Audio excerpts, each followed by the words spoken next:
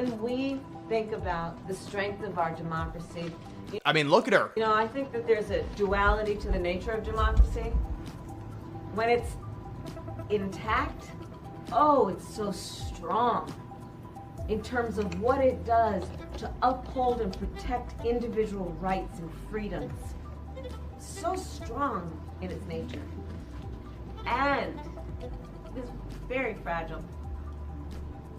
Oh my God. It will only be as strong as our willingness to fight. I mean, that at the end there is just... I think it is important to look at folks like Haley and Kelly and also say we're going to take note of the fact that during the pandemic, over 2 million people, 2 million women people became women people. Women people. Oh, here's another one with Biden. This is vintage Biden. Extraordinary President Joe Biden.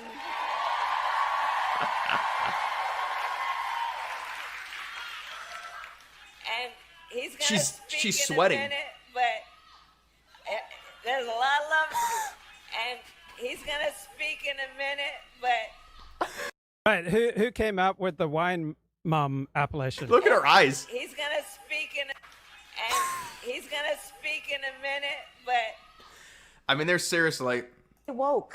Like, everybody needs to be woke.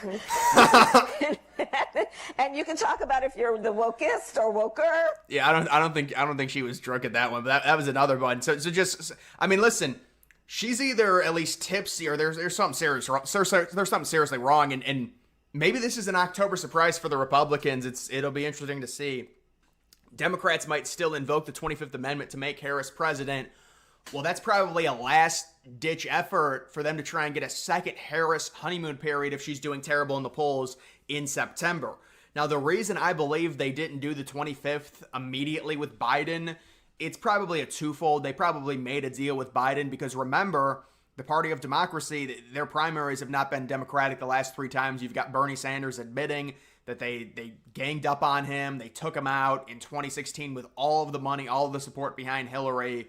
It was completely biased, and then in 2020, they told everyone drop out and support Biden on that Super Tuesday. It was crazy after it to try and, basically form a mountain against Bernie and form all the vote against him, and they won that. Say what you want about Trump, but he's faced big-time donors in 2024, first with Ron DeSantis getting $160 million